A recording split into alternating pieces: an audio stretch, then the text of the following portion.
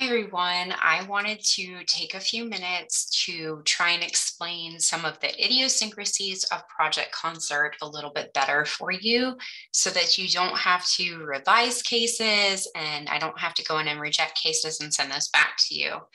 So what you can see on your left-hand side is exactly what I see when I'm looking at your cases. I have the option to approve, reject, or their impending status when they come to me.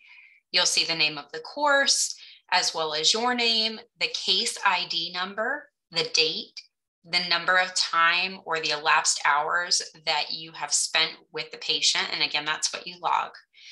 What you need to be sure of is that every single time you log a case that you have chosen the exact location approved by OFE. It's very important that you choose the correct location and the correct preceptor. About week 6 or 7, OFE will do an audit of these, and any case in terms of the location or preceptor that was chosen incorrectly will come to me in the form of an audit. I will then have to send you that case ID number. You'll have to go in and correct it to match the paperwork that you submitted in week 1. So be very sure that you're choosing the correct location and preceptor. A lot of times names will be very similar, so it's often a mistake that happens. And if it does happen, it's not a problem. We can go in and fix it, but it is time consuming. The next area to talk about is in choosing the correct age group, specialty, and type of practice. So age groups will vary depending on the type of patient that you're seeing. The type of practice should be the type of practice or the style of practice that you were approved by OFE at the beginning of the term, and you need to make sure you're logging that correctly. How we get the number in terms of how many cases you have for program completion is based on the specialty. So you'll see I have in different colors here, pediatrics needing 80 cases, gero needing 100 cases, women's health needing 40 cases, and then finally family or no specialty, and that can be the other cases.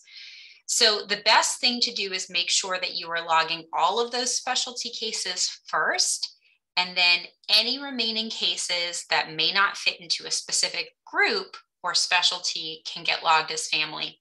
But you do need to have a minimum caseload for pediatrics, geriatrics, and women's health prior to program completion. What goes in the procedure section will vary depending on your patient. There is absolutely no set number of procedures that you need for each case.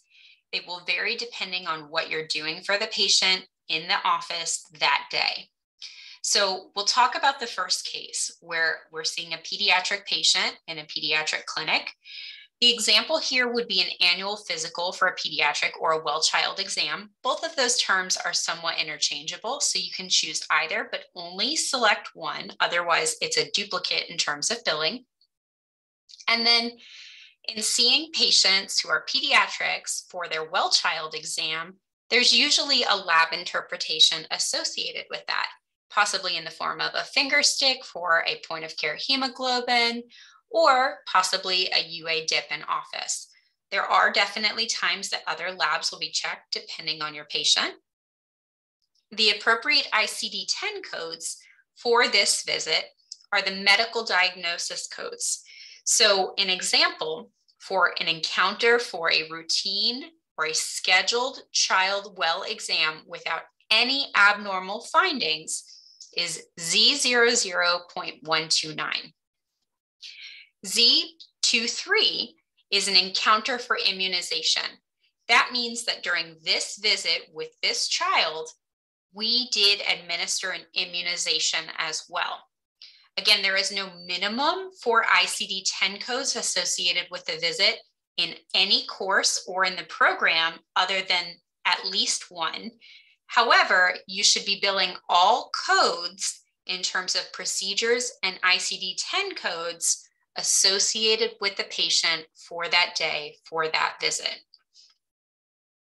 In terms of an office visit, these are usually what we consider problem-focused, sick visits.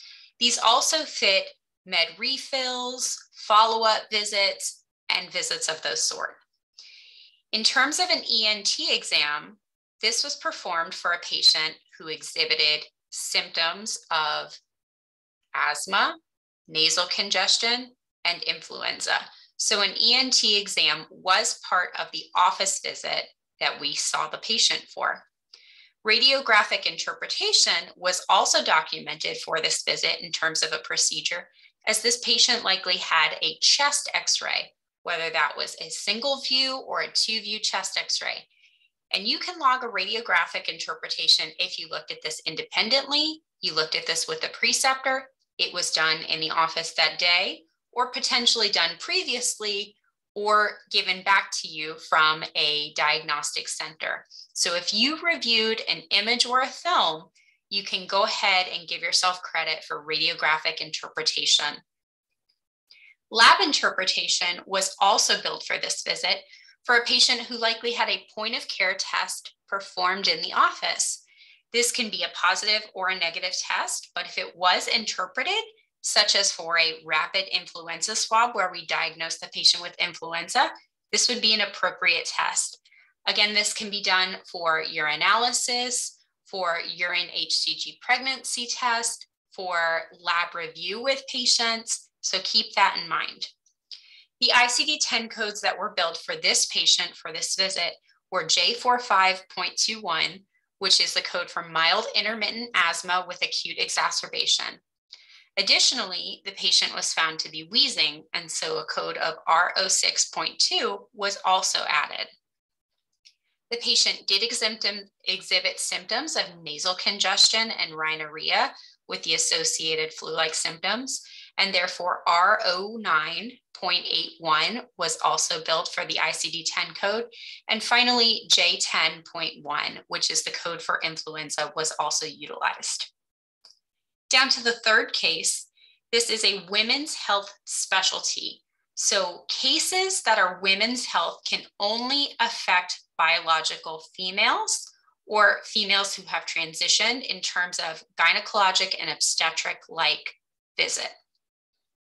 If you perform a pelvic examination, whether that involves an external vaginal exam, for such as a Bartholin cyst or examination for a potential herpetic rash or other vaginal exam, or if you were doing an internal examination with a speculum, with or without a culp or a scope where you are obtaining a swab, you can bill a pap smear / pelvic examination in the procedure. A well woman exam, when you document that as a procedure, must include visit details which can only pertain to women. So again, this would be female related issues only. That could be hormonal related to women, a breast examination performed at that visit. It may or may not involve an actual vaginal exam. Things that are not necessarily part of a well woman exam could include other gynecologic issues. For instance, if a patient came in with abnormal vaginal bleeding, this would be an office visit or a problem-focused visit as opposed to a well woman exam. So well women exam are usually scheduled much in advance and take place one time a year. They do involve specifics related to female health. For this ICD-10, Z01.419 is the exact code for an encounter for a gynecologic exam, meaning a vaginal exam that was a routine exam without abnormal findings.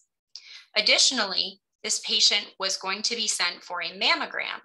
So the code for this, Z12.31, is the ICD-10 code for encounter for screening mammogram for malignant neoplasm of breast. Z12.4, encounter for screening for malignant neoplasm of cervix, is the associated ICD-10 Medical Diagnosis Code, which insurance companies can use to therefore submit billing for the pap smear that was performed. You'll see on the very right, I've given additional codes which you may see or utilize in women's health. Z01.411 is a gynecologic, again, a vaginal pelvic exam with abnormal findings as opposed to the 0.419. If a patient is coming in for a new prescription for oral contraceptives, that is a Z30.011 code. If a patient is coming in for an IUD, and this is the consultation about the procedure, Z30.014, whereas the actual visit code or the procedure for the ICD-10 for the IUD being implanted is Z30.430. If a patient is coming in requesting a prescription for Depo, there is an ICD-10 code associated with that, Z31.013. Again, if a patient wanted an implantable form of contraception, there is an associated code for that, which is Z30.017. So if the patient is coming in for a reason for contraceptive management, this can be a well woman exam if it is a scheduled visit. If this is discussed and decided upon between the provider and the patient at the visit, based on other reasons for the visit, this is an office visit. So again, just to differentiate, well woman exam is for visits planned in advance with female specific problems or questions asked at that visit, but they must be as part of a well exam with health maintenance. If it is a problem-focused visit, such as STD screening, vaginal discharge, vaginal odor, pelvic cramping, those are office visits. And that is where you would document in the procedure office visit as opposed to well woman exam. Finally, the last case, we have an adult age group in a family specialty, and the type of practice that was approved was a family setting. Depending on the reason for the visit, you would likely document office visit if you're seeing the patient for a problem-focused, again, sick visit, follow-up visit, medication refill. You would document the correct ICD-10 codes, which were evaluated at this visit. What you should not be doing is going into the chart of the patient in your clinical setting and finding all of the previous medical diagnoses for this patient. We want to see the ICD-10 codes that you selected, meaning you addressed those areas during the visit. Usually Z codes are reserved for annual visits, or if there is not an ICD-10 medical diagnosis code associated. If you are seeing the patient for a refill for blood pressure medication or an antihypertensive, the associated ICD-10 code would be I-10. If you're following up with the patient who had a TSH, a free T4, you would diagnose the patient in the ICD area with hypothyroidism or hyperthyroidism, depending. So those are just a few tips I have for you on how to better document in Project Concert. What you do not see in Project Concert is something called CPT codes. Those are the codes reserved for office use of procedures, and a subspecialty of that called evaluation and management codes. Evaluation and management codes have a specific 5-digit code associated with it, which gets submitted to the insurance company, and that is how we are reimbursed as clinicians. So depending on the level of complexity, time spent with the patient, and your information and documentation submitted as part of that chart, you will be reimbursed by the insurance company. So you have to select those correct codes in real world practice. That is not something that you see in Project Concert. Your preceptors may expose you to this. However, there are dedicated medical billing and coding individuals who are hired by practices to choose the correct code so that patients have the correct information submitted to their insurance companies, and we are able to be reimbursed for that visit. If you have any questions, please reach out.